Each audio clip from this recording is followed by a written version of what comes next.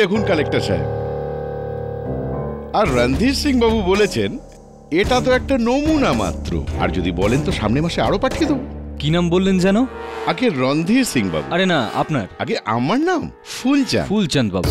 আগে ফুলচাঁদ বাবু, কাল আপনার রণধীর সিং বাবু কি করছেন? ফ্রি আছেন, একদম ফ্রি আছেন। যদি বলেন তো কালকে ওনার ফার্ম হাউসে ডিনারের ব্যবস্থা করছি, বৌদিকে নিয়ে আসুন। বাস ডিনার? আরে আপনার কাছে আর কিসের লজ্জা, হুকুম করুন, যা বলবেন পাঠিয়ে দেবো। আচ্ছা, যা বলবো। হ্যাঁ নিশ্চয়ই। কিন্তু কালও আমার একটু অসুবিধা মনে হচ্ছে। কেন? কারণ কাল যখন আপনার রণধীর সিং বাবু ডিনার করবেন না, সেখানে আপনার বৌদি তো কি, আমার আসাটাও একটু মুশকিল হয়ে যাবে। কারণ কাল আপনার রণধীর সিং বাবু ডিনার করবেন জেলের লক আপে। এখন আপনি এখান থেকে নিয়ে যাবেন নাকি আমি আপনাকে বাইরে অবধি ছাড়তে আসবো? দেখুন বাবু সাহেব। হ্যাঁ, আপনার রণধীর সিং বাবুকে বলবেন ওনার এই কাণ্ডের জন্য আমি যদি ওনার হাতে হাত করা না পড়াই, তাহলে আমিও গজরৌলার ডেপুটি কালেক্টর নই। আচ্ছা, এই কথা। তাহলে একটা কথা আপনিও আমার থেকে শুনে নিন, যদি রঞ্জিত সিং বাবু আপনাকে আপনার জায়গাটা না দেখিয়ে দেয় না, তাহলে উনিও আজকের দিনে গজরালার সবচেয়ে বড় কাঠের ব্যবসায়ী নন। আমাকে হুমকি দিচ্ছেন? আপনাকে আর আপনার রণধীর সিং বাবুকে এই হুমকি ভীষণ ভীষণ দাঁড়াও, কষ্ট দেবে। বেরো এখান থেকে। দেখুন, আমি কিন্তু আপনাকে বলে দিচ্ছি। সুকন্যা, ওই চাটা দিতে হবে না, আমাদের অতিথি একটু তাড়ায় ছিলেন। সুকন্যা, সুকন্যা। মা, তুমি সুকন্যাকে দেখেছো? আরে গেছে হয়তো কোথাও, আজ অব্দি কোনোদিন আমায় বলে গেছে? ও খুব মাথায় চড়িয়ে রেখেছিস তুই ওকে, দেখবি একদিন খুব পস্তাবি তুই। তুমি আরাম করো, ও এখানেই কোথাও আছে হয়তো। কি বলবো রঞ্জিত সিং বাবু, এত অপমান যে হয়েছে আমার, টাকা ভর্তি ব্যাগ আমার মুখের উপর ছুঁড়ে মারলো আর ধাক্কা দিয়ে ঘর থেকে বার করে দিল। 2 টাকা সরকারি চাকুরে। আমি বলে দিচ্ছি আপনাকে, জঙ্গলের ওই টেন্ডারটা ভুলে যান, আপনি পাবেন না ওটা আপনি এবছরে। আর হ্যালো হ্যালো, কেটে দিল। কোনো দোষ নেই, তবু আমাকেই পিছে যাচ্ছে।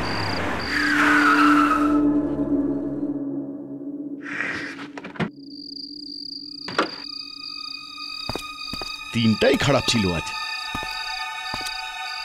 ওই কালেক্টর, এই পাথর কি কি আর দেখাবে ঠাকুর।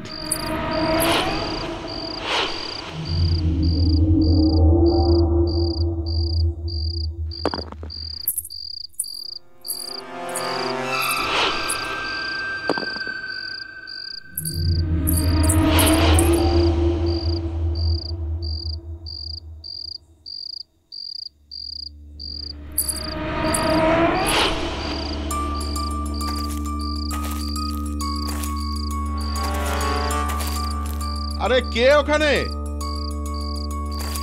আরে কে ওখানে গোয়েন্দাগিরি করছে? আরে কে আছে কেউ বলবে? আরে সামনে আয় না, কে আছে?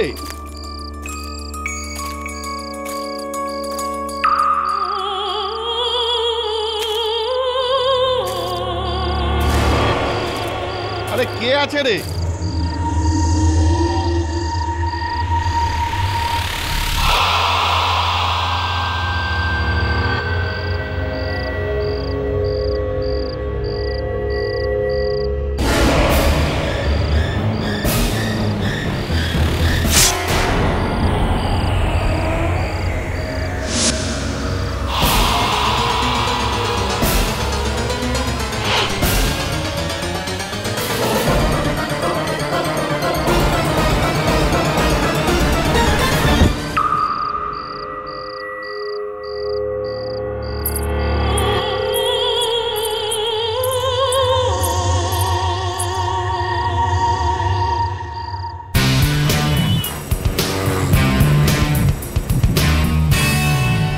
Amrish Goyal, deputy collector Gajraula. বলুন এখানে কেন এসেছেন? আজমের থেকে 2 মাস আগে আমার এখানে পোস্টিং হয়েছিল। যবে থেকে আমি ওখানে গেছি তবে থেকে ওখানকার ভ্রষ্টাচারের বিরুদ্ধে ঠিক করে লড়তেও পারছিলাম না যে আমার স্ত্রী সুকন্যা গজরৌলা সব থেকে বড় ঠিকাদার রণধীর সিং এর লোক ফুলচাঁদ, তার হত্যার অভিযোগ লেগেছে ওর উপর। এটা থেকে তো এটা জানা যাচ্ছে যে আপনার স্ত্রী একজন গৃহবধূ। তাহলে এই হত্যার দোষারোপ, এই হত্যাটা কিভাবে করা হয়েছিল? অস্ত্র কি ছিল? মিস্টার কেডি, না কোনো হাতিয়ার ছিল না কোনো অস্ত্র। হত্যার কারণ নখের আঘাত বলা হচ্ছে। নখ? কিন্তু নখ দিয়ে কেউ কাউকে কিভাবে হত্যা করতে পারে? পুলিশ এটা বলছে যে সুকন্যার নখে বিষ ছিল, আর যখন সেটা ফুলচন্দের রক্তে মিশলো তখন ফুলচন্দের মৃত্যু হলো, এরকম পুলিশ বলছে। নখের মধ্যে বিষ কি করে থাকবে? সাধারণ নখে বিষ হয় না। কিন্তু কিন্তু কি? চুপ করে গেলেন কেন বলুন? মিস্টার কেডি, আপনি কখনো বিষকন্যাদের ব্যাপারে শুনেছেন বা কোথাও পড়েছেন?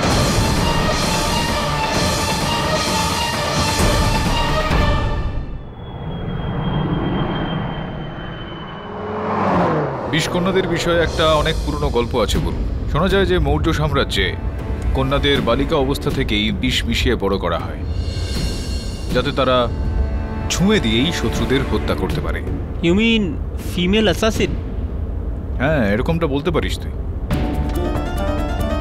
রাজারাজরা তাদের দরবারে ওদেরকে রাখত, আর ওই মহিলা তার নিজের সৌন্দর্য দিয়ে শত্রুদের মন্ত্রমুগ্ধ করে ওদেরকে হত্যা করত। কিন্তু স্যার, এসব কথাগুলো আজকের যুগে আবার কেন বলা হচ্ছে? একজন আইএস অফিসার স্ত্রীকে বিষকন্যা বলাটা শুধু গেঁয়ো নয়, বোকা বোকা কথা। সুকন্যা নামটা তো খুবই সাধারণ।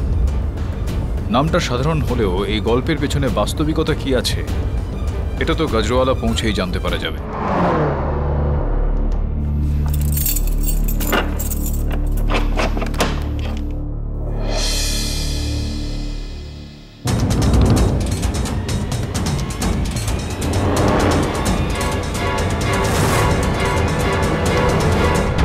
আমার নাম কেটি পাঠক, আপনার উকিল আমি।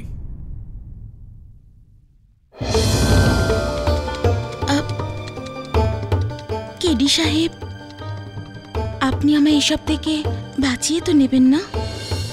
এইসব লোকগুলো আমার উপর এক অদ্ভুত দোষারোপ করছেন। এরা বলছেন যে আমি এক বিষকন্যা। বিষকন্যা? সেটার চিন্তা আপনি করবেন না। আদালতে এসব কথা বিশ্বাস করে না, বিশেষ করে এই কথাবার্তার যখন কোনো ভিত্তি থাকে না, কোনো প্রমাণ থাকে না। এটা বলুন, যেদিন হত্যা হয়েছিল সেই রাতে আপনি কোথায় গিয়েছিলেন? আপনার স্বামীর বক্তব্য যে আপনি ঘরে ছিলেন না। আগে ওই আমাদের বাড়ির পেছনে যে জঙ্গলের রাস্তা আছে, আমি ওখানেই গিয়েছিলাম তুলসীর পাতা আনতে।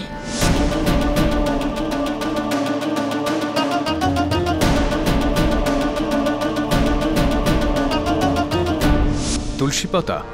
অত রাতে? হ্যাঁ, ওই পুজো খুব সকাল সকাল হয়ে যায় তো, তাই ওই জন্যই আমার পাতার দরকার ছিল। অনেকটাই সময় লেগে গেল আপনার ওই পাতাগুলোকে জড়ো করতে, আধ ঘন্টারও বেশি সময়।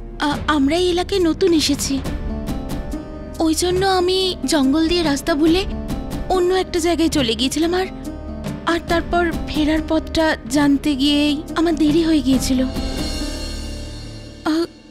আচ্ছা, আপনি আমার উপর সন্দেহ করেন না তো? আমি শুধুমাত্র সত্যিটা জানতে এসেছিলাম আপনার কাছে। বাকিটা দেখছি আদালতে কি হতে পারে।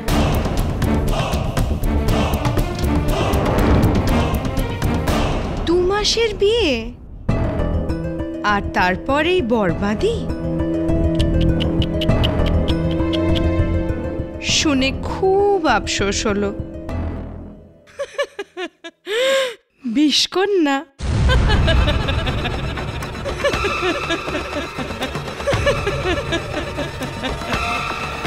বিষকন্যা?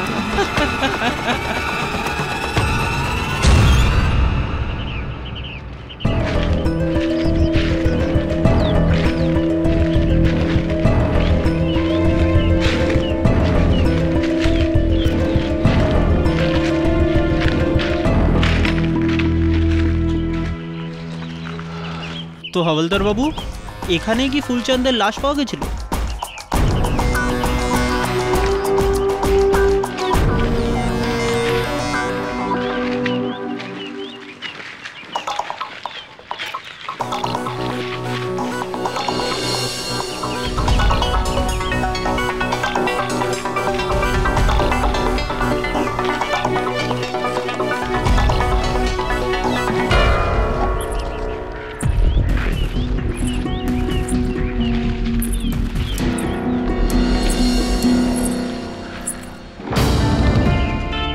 ওই আওয়াজটা শুনলে? নুপুরের আওয়াজ।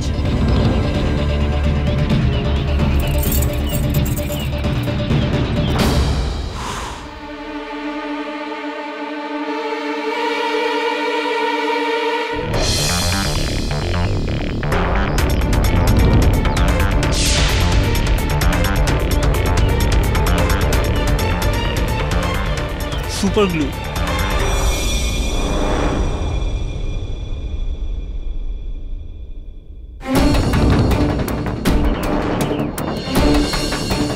প্রিয়া থিয়েটার? এখানে প্রিয়া থিয়েটার আছে নাকি? যেদিন ফুলচাঁদের মৃত্যু হয়েছিল সেই সন্ধ্যেরই টিকিট কেউই ফিল্মটা দেখে এখান দিয়ে গেছিল। প্রিয়া থিয়েটারটা কি কাছেই নাকি? হাওলদার বাবু, আপনি তো অনেক কথা বলেন।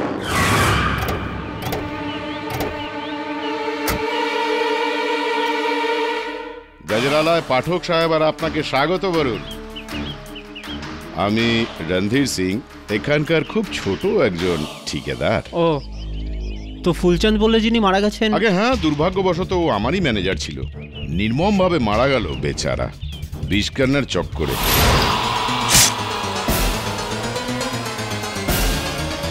এই বিষকন্যার ব্যাপারটা আমি বুঝতে পারছি না। কাল যখন আদালতে প্রসিকিউশনের কাগজপত্র পেশ করা হবে তখনই বুঝে যাবেন। আপাতত আমি আপনাকে বলতে চাই যে ওই মেয়েটি তো একটা নিছক অস্ত্র মাত্র।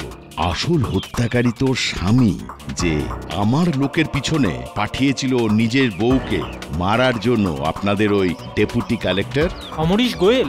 দেখতে তো খুবই সাদাসিধে, কিন্তু আসলেও ধুরন্ধর। আমি আপনাকে হুঁশিয়ার করে দিচ্ছি যে আপনি ওর থেকে সাবধানে থাকবেন। এখন তাহলে চললাম। আর হ্যাঁ, যাওয়ার আগে আপনাকে আরো একটা পরামর্শ দিই, ফিরে যান আপনি মুম্বাইতে, নয়তো ওই স্বামী স্ত্রীর জালে জড়িয়ে পড়বেন আপনারাও।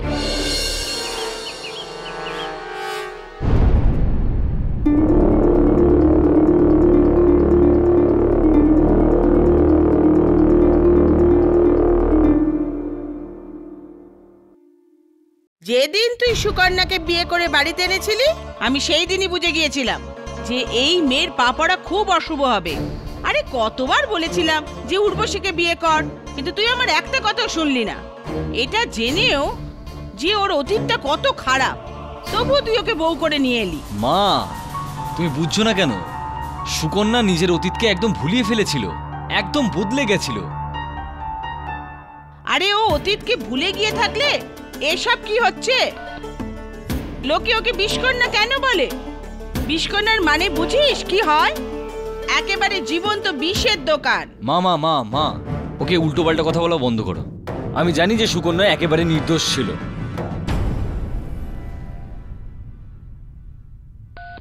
আমি তোমায় খানিক বাদে ফোন করছি। ওকে।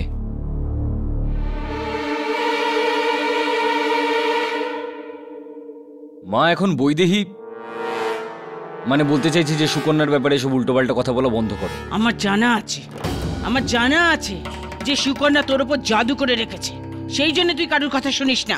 দেখবি একদিন তুই নিশ্চিত পস্তাবি। মা দাঁড়াও। কেন? এটা কি করছো? কাশির ওষুধ খাচ্ছি। মা, এটা কাশির ওষুধ নয়, এটা বিষ। মা, বিষ এখানে কি করে এলো?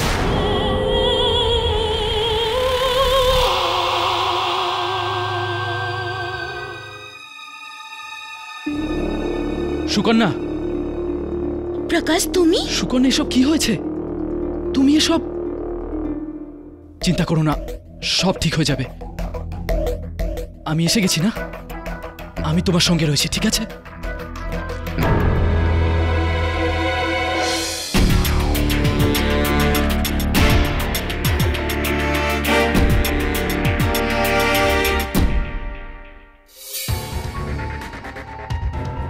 আই এম সরি, আমার নাম হলো চরণ শুক্লা।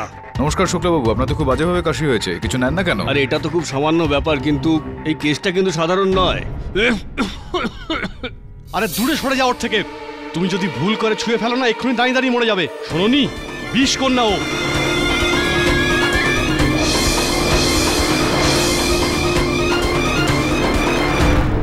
মাইলট, আমি সরি।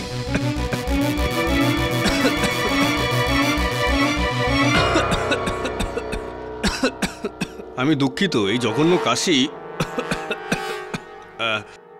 মাইলট, আমরা সরাসরি পয়েন্টে চলে আসি। 3 ডিসেম্বরের রাতে 10:30টার সময় শিল্পালাল আর ফুলচাঁদজি ওনার গাড়িতে গজালা গাঁওয়ের জঙ্গল থেকে পাস করছিল। হঠাৎই ওনার গাড়ির সামনে একটা পাথর এসে পড়ে, আর যখনই উনি গাড়ি থেকে নেমে পাথরটাকে সরানোর চেষ্টা করলেন, তখন এই মহিলা সুকন্যা গোয়েল ওনার উপর ঝাঁপিয়ে পড়ে আর ওনার হাতে নিজের নখ দিয়ে আঁচড় কেটে দেয়। এই দেখুন।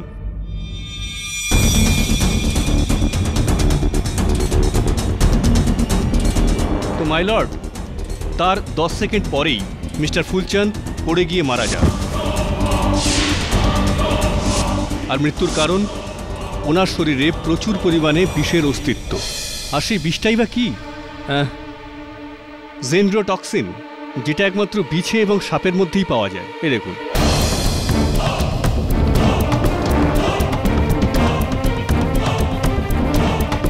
আর এই বিষটা মিস্টার ফুলচন্দের শরীরে প্রবেশ করে ওই আঁচড়ের মাধ্যমেই। ওই দেখুন, যেখানে ওই নীল নীল দাগগুলো রয়েছে, এর থেকে এটাই প্রমাণিত হয় যে ওনার নখের মধ্যে বিষ ছিল। আর এটার সত্যতা প্রমাণ করে এই ডিএনএ রিপোর্ট, যাতে পরিষ্কার লেখা আছে যে মিস্টার ফুলচন্দের হাতে যে আঁচড়ের দাগ ছিল সেটা ওনার নখেরই আঁচড়। ওনার নখে বিষ ছিল, এটা 100%। এর নখে বিষ আছে, এ বিষ কন্যা এই মেরেছে। অর্ডার, অর্ডার, বসে পড়ুন। ইওর অনার, নখ থেকে আঁচড়, আঁচড়ে বিষ আর বিষের কারণে মৃত্যু, এই কথাটা আমার অহেতুক মনে হয়েছে। এই কথাটাকে পুরোপুরি পরিষ্কার করার জন্য, সেটা কি তা জানার জন্য আমি আদালতের কাছে অনুমতি চাইছি। অনুমতি দেওয়া হলো। ধন্যবাদ ইওর অনার। সুকন্যা দেবী, আমি চাই যে আপনি আমার হাতে একটা আঁচড় কাটুন।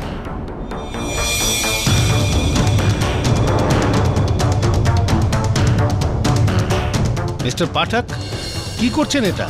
মিস্টার পাঠক, আপনি বুঝতে পারছেন তো আপনি কি করতে চাইছেন? পুরোপুরিভাবেই জানি শুক্লাবাবু, প্রতিপক্ষ আমি, এতটুকু তো বিশ্বাস আমার মক্কেলের উপর থাকা উচিত। ইওর অনার, আপনি চিন্তা করবেন না,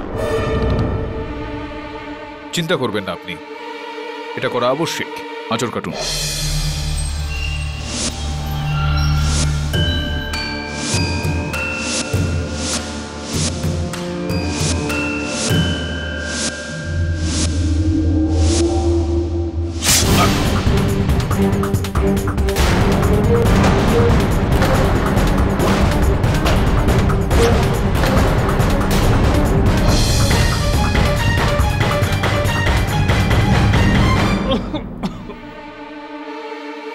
বয়ে যাওয়ার সময়টার দিকে একবার নজর দেবেন শুক্লাবাবু। 5 সেকেন্ড, 10 সেকেন্ড,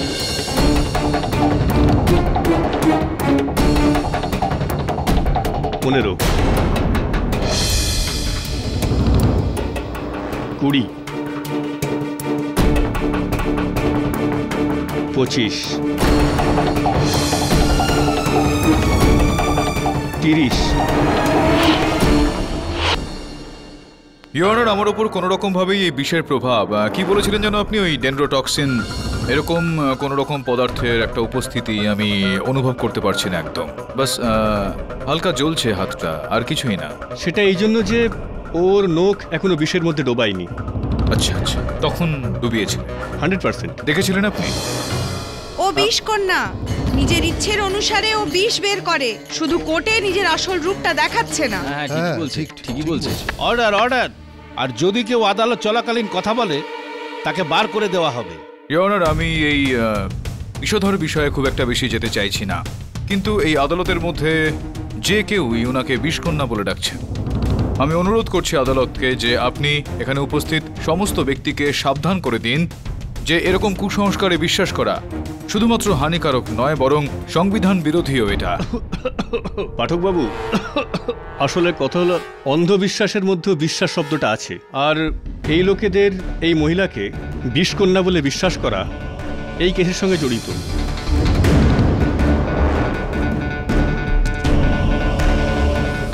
অতীত বলতে কি বলছেন? এটা একটা বিরাট ঘটনা, আর এটা সেই বলতে পারে যে ওকে কাছ থেকে দেখেছে। সেজন্য আমি ওনার মামাবাবুকে ডাকতে চাই, শ্রী বটুকনাথ বাবু। সুকন্যার তখন 6 বছর বয়স ছিল, তখন ওর মা বাবা একটা দুর্ঘটনায় মারা যান। তখন থেকে আমি ওকে মানুষ করেছি, এখান থেকে 20 কিলোমিটার দূরে চিরলা গ্রামে। কিরোলা, যেটা সাপ আর বিছের জন্য প্রসিদ্ধ? হ্যাঁ হ্যাঁ সাহেব, ঘন জঙ্গল, ওখানে প্রত্যেকদিন সাপ আর বিছে কামড়ানোর ঘটনা ঘটত। তারপর আমরা গ্রামের সবাই সাপ আর বিছের বীজ দিয়ে ওষুধ বানাই, যেটা আমাদের বাচ্চাদের দিতাম, যাতে ওদের কোনো সাপ বা বিছে কামড়ালে কোনো রকম ক্ষতি না হয়। আমি ছোটবেলা থেকেই সুকন্যাকে ওষুধটা খাওয়াতাম। তারপর ওই সাপের বিষ যেটা ওষুধ হিসাবে সুকন্যাকে দেওয়া হতো, তখন ধীরে ধীরে ওর শরীর বিষে পরিণত হয়।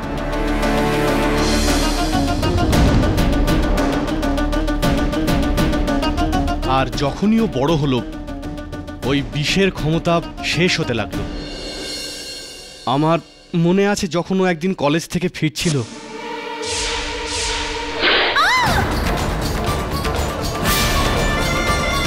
সাপ, সুকন্যা তাড়াতাড়ি ডাক্তারের কাছে চল। ঠিক আছে, কিন্তু এমনি ঠিক হয়ে যাবে। তোকে সাপে কামড়েছে। আমি বলছি না কিচ্ছু হবে না, এই বিষের প্রভাবে আমার কিচ্ছু হবে না, ঠিক হয়ে যাবে, চল। তারপর সাহেব 2 দিনেই ওর ঘা শুকিয়ে গেল। তারপর থেকে আজ অবধি সুকন্যার কোনো বিষের প্রভাব কোনোদিন পড়েনি।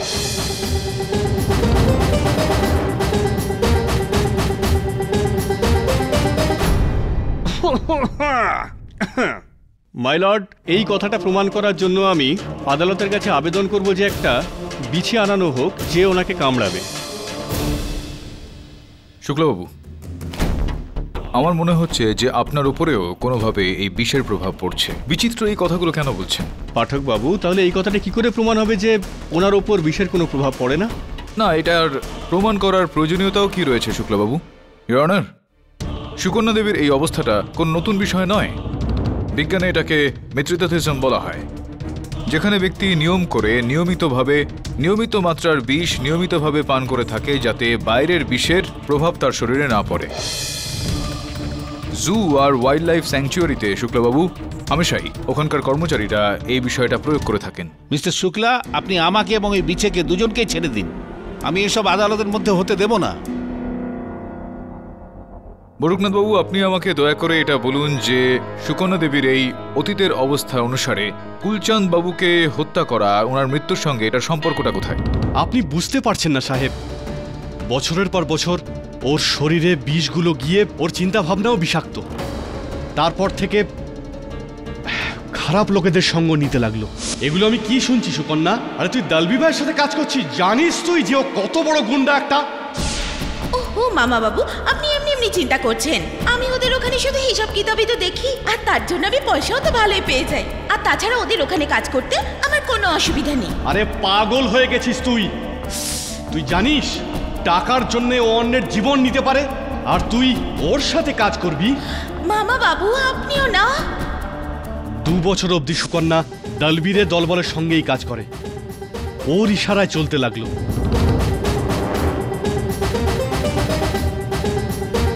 দলবি ধরা পড়ার পর যখন সুকন্যার ওপর কেস চলছিল, ওকে দোষী প্রমাণ করাই গেল না। আর ওই 2 বছরে দলবি ভাই বহু লোককে হত্যা করায়। উত্তম, অতি উত্তম। পাঠকবাবু, আজ থেকে 1000 বছর আগে চন্দ্রগুপ্ত মৌর্যের আমলে ওনার দরবারে এ ধরনের বিষকন্যা পালিত হতো, যাতে রাজার এক ইশারায় সেই বিষ দিয়ে নিজের শত্রুদের খুব সহজে মারতে পারে। আর এখন 2012-তে গজরোলার দলবি ভাই ওনার দরবারে এই মেয়েটি তেমনভাবেই পালিত হচ্ছিল ও রাজা, ওর একই সারা যে কোনো কাউকে মারতে পারে ও। যুগটা নতুন, কিন্তু পদ্ধতিটা সেই পুরনো। শত্রুর মৃত্যু। এসব কি বলছেন আপনি? সুকন্যা এমন নয়। অর্ডার অর্ডার, আমি সাবধান করছি যে আপনি। জজ সাহেব, আমি কিছু বলতে চাই। অনুমতি দিচ্ছি। জজ সাহেব, আমি আর সুকন্যা ছোটবেলার বন্ধু। আমরা একসঙ্গে পড়াশোনা করেছি, একসঙ্গে বড় হয়েছি। আর মামাবাবু সুকন্যার ব্যাপারে যা কিছু বলেছে সব একদম ঠিক। সুকন্যার ওপর বিষের প্রভাব হয় না, আর ও হয়তো কোনো বাজে সঙ্গতে পড়েছে। কিন্তু তারপর জজ সাহেব, ওর জীবনে অমরিশ আসে, আর অমরিশের ভালোবাসা ওর জীবনটাকে বদলে দেয়। আগে জজ সাহেব, প্রকাশ একদম ঠিক বলছে। অমরিশের সঙ্গে দেখা করার পর আমি খারাপ পথ ছেড়ে দিয়েছিলাম। আমি নিজেকে একদম বদলে নিয়েছি। আর তারপরে আমি ইনার সাথে বিয়ে করিনি। আপনি জিজ্ঞাসা করতে পারেন আমার স্বামীকে, আমি কি বিয়ে করার পর এনাকে অভিযোগের কোনো রকম সুযোগ দিয়েছি? জজ সাহেব, আমি আমার স্ত্রী সুকন্যার সঙ্গ মৃত্যু অবধি ছাড়ব না, কারণ আমি আমার স্ত্রী সুকন্যার উপর পুরো ভরসা করি। ও কারো খুনটুন করতে পারে না।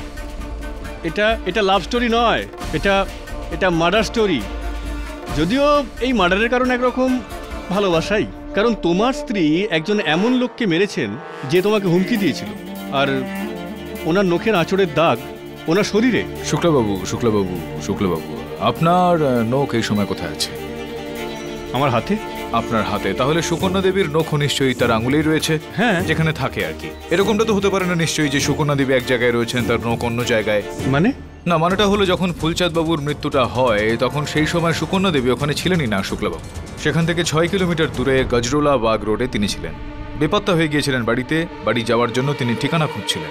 দুজন ব্যক্তিকে ইনি জিজ্ঞেস করেছিলেন। সর্বপ্রথম ইওর অনার মানিক রাম, যার গজরোলা বাগ রোডের ওপর একটা পিসিওর দোকান রয়েছে, যেখানে গিয়ে সুকন্যা দেবী ওনাকে ঠিকানা জিজ্ঞেস করেছিলেন। 3 ডিসেম্বর রাত 10:30টার সময় সুকন্যা দেবীকে আমি গজরোলা রোডে 3টের সময় দেখি।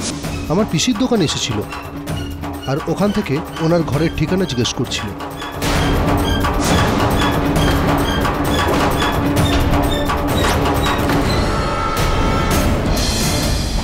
তারপরই ইওর কিছুটা এগিয়ে যাওয়ার পর ইনি একজন রিক্সাওয়ালা বাবলু পান্ডেকে নিজের বাড়ির ঠিকানা জিজ্ঞেস করেন। হ্যাঁ সাহেব, রাস্তার মোড়ে দেখেছিলাম সেই রাতে আমি ওনাকে। তখন আমি আমার অটোতে ঘুমোচ্ছিলাম।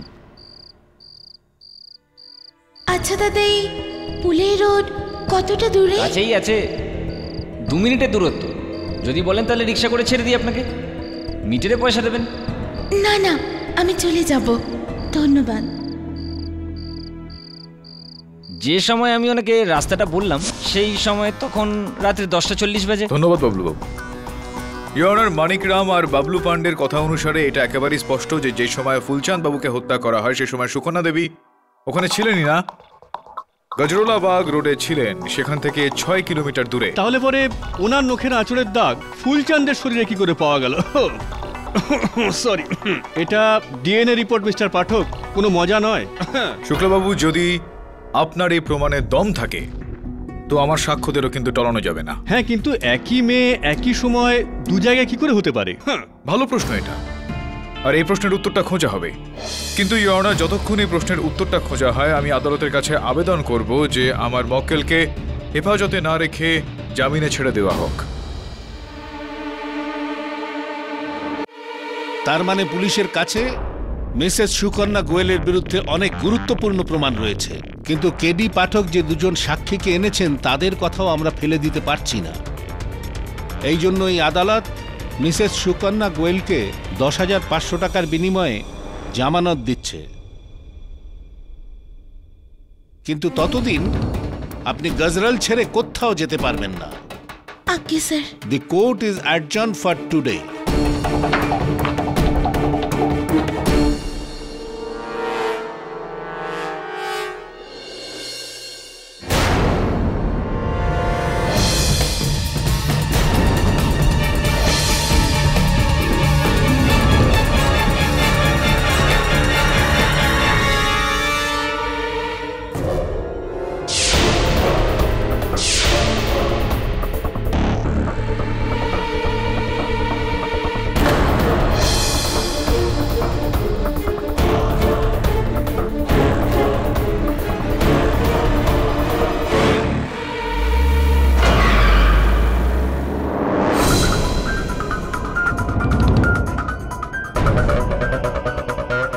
নমস্কার পাঠকবাবু।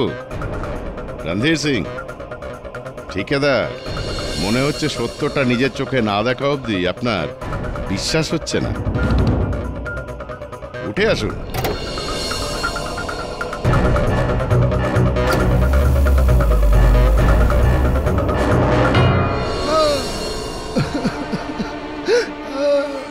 বল। পাঠকবাবু দেখুন, এটাই হচ্ছে সত্যের প্রচার। আগে কি ভাই, কিছু বলেছে? হ্যাঁ বস, বলছে পুরো তোতাবাকির মতো। এই বল, খোল। সাহেব, সাহেব আমাকে মাফ করে দিন সাহেব। আমি আদালতে মিথ্যে কথা বলেছিলাম। ওই রাতে সুকন্যা দেবীকে আমরা গাজারওয়ালা রোডে দেখিনি। আমরা ওনাকে প্রথমবার দেখলাম। এই মিথ্যেটা বলার জন্য আমাদেরকে মোটা টাকা দেওয়া হয়েছে। তোমাদের মিথ্যা সাক্ষী দেওয়ার জন্য টাকা কে দিয়েছিল? ডিউটি কালেক্টর অমরিশ গোয়েল, সুকন্যা দেবীর স্বামী। পাঠকবাবু, নতুন জায়গায় নতুন নতুন লোকের উপর বিশ্বাস রাখা কখনোই ঠিক কাজ নয়, এটা আমি আপনাকে আগেই বলেছিলাম। এই দুই স্বামী স্ত্রী কোনো বিষাক্ত সাপের চেয়ে কোনো অংশেই কম নয়। দুজনেই একসাথে জড়িত। এই কন্যা প্রথমে দলবীরজির জন্য কাজ করত, আর এখন এ অমরিশ গোয়েলের জন্য কাজ করছে। এই বিষকন্যা নিজের মালিক বদলে নিয়েছে, চরিত্র না।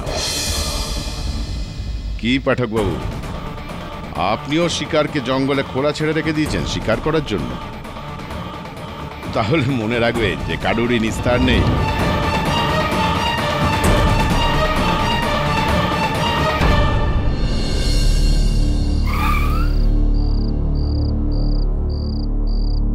তুমি যাও।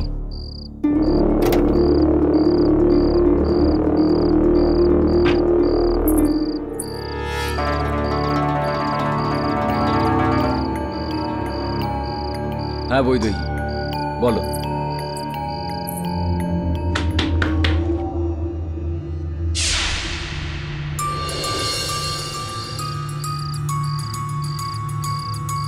সুকন্যা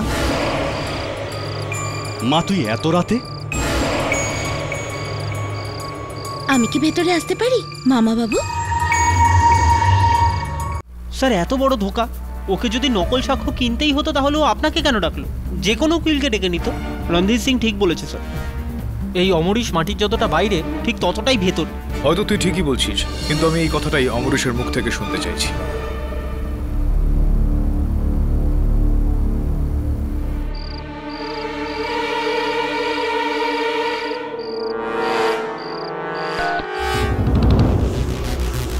ফোনটা কেটে দিল।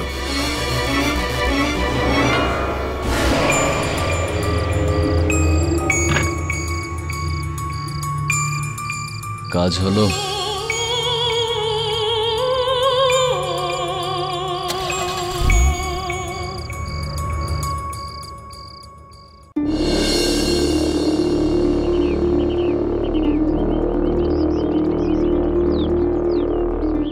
স্যার, আমি সুকন্যার মামা বটুকনাথের বাড়িতে এসে গেছি।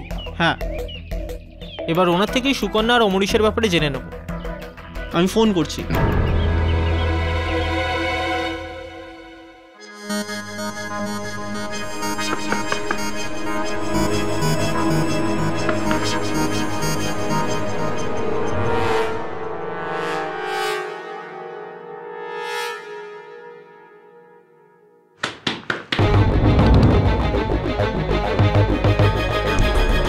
বটুকনাথ বাবু,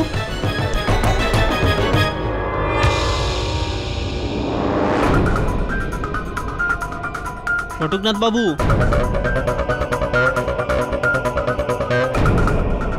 বটুকনাথ বাবু,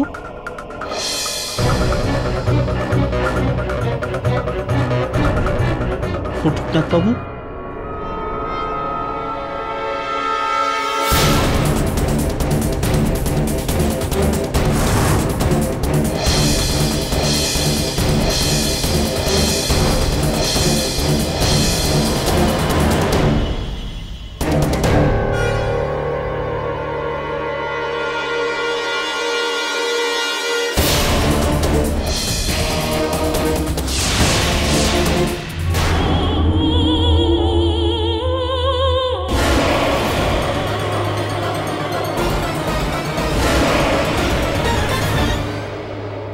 কে আপনি? আমি বৈদেহী, অমরেশের বন্ধু। বটুকলাল বাবুর কি হয়েছে? ওনাকে কে মারলো? এই প্রশ্নটা যদি আমি আপনাকে করি, আপনি এখানে সুকন্যার মামার বাড়িতে কি করছেন? আসলে আমি বটুকলাল বাবুর সঙ্গে দেখা করতে এসেছিলাম, সুকন্যার ব্যাপারে জানার জন্য, ওর আসল রূপটা জানতে। আপনি এরম ভাবে আমায় কেন দেখছেন? আমি তো এখানে এক্ষুনি এসেছি, আমি ওনার কিছু করিনি। আর ওনার মৃত্যু তো বিষ থেকে হয়েছে, আমার কাছে কোনো বিষ নেই। আপনি কি করে জানলেন যে এনার মৃত্যু বিষে হয়েছিল? আসলে আমি এমনি ভেবে নিলাম আর কি। সুকন্যাই ওর মামাকে মেরে ফেলেছে, কারণ উনি কোর্টে সুকন্যার বিরুদ্ধে কথা বলেছিল, আর ওই জন্যই সুকন্যা নিজের বিষ দিয়ে ওকে মেরে ফেলেছে। What nonsense! এটাই সত্যি। আপনি জানেন কাল রাত্রে সুকন্যা এখানে এসেছিল কেন? বদলা নিতে। আপনারা এটা কেন বুঝতে পারছেন না যে আপনি আর মিস্টার পাঠক একটা বিষ কন্যার কেস হাতে নিয়েছেন? মিস্টার পাঠক যদি সুকন্যাকে বেল না পাওয়াতো, তাহলে আজকে এই লোকটা বেঁচে থাকতো। আপনি চাইলে অমরেশকে জিজ্ঞেস করতে পারেন, ও নিজেই সুকন্যাকে এখানে এনেছিল।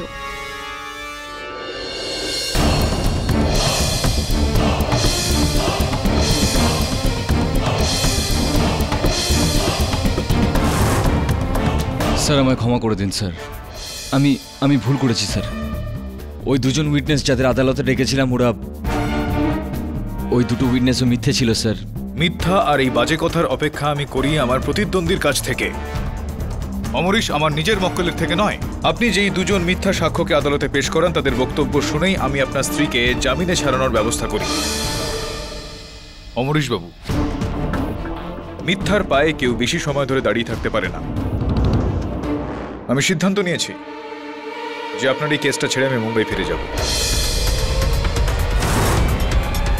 না sir, KD sir please. Amaresh জীবনে কখনো কোনো বাজে কাজ করেনি, না কখনো ঘুষ নিয়েছে, না কখনো ঘুষ দিয়েছে স্যার। এই জন্য রণধীরবাবু ও শত্রু হয়ে গেছে। কেডি স্যার, যা কিছুই হয়েছে, অমরেশ যা কিছুই করেছে আমার বলাতেই করেছে। আমি ওকে বলেছিলাম যে আমার কাছে এরকম দুটো লোক আছে যারা সুকন্যার পক্ষে আদালতে সাক্ষী দিতে পারে, যাতে সুকন্যা বাঁচতে পারে। স্যার সব দোষ আমার, অমরেশের কোনো দোষ নয়। অমরেশ তো শুধু দোষটা জারি হোক না কেন, তার প্রভাব এই কেসটার উপরে পড়েছে। এখন আদালত কোনোভাবেই এটা মানবে না যে সুকন্যা ঘটনাস্থলে ছিল না। কাল রাত্রে আপনি আর সুকন্যা ওনার মামা বটুকনাথ বাবুর ওখানে গেছিলেন? হ্যাঁ, ওই কারণেই তো পুলিশ আরেকবার সুকন্যাকে গ্রেফতার করে নিল। কিন্তু ও ওখানে শুধু ওনার সাথে কথা বলতে গেছিল, কারোর খুনটুন করতে নয়। হ্যাঁ স্যার, কিন্তু মারলেও কিভাবে? পুলিশের বক্তব্য হলো যে বটুকনাথ বাবুর হত্যা ওই নখ থেকেই হয়েছে। ব্যাস ডিএনএ রিপোর্টের অপেক্ষা। আমি অবাক হব না যদি দেখি ওই রিপোর্টটা সুকন্যার সাথে মিলে যাচ্ছে। যাই হোক না কেন, সেটা আপনি জানবেন, আপনার নতুন উকিল জানবে।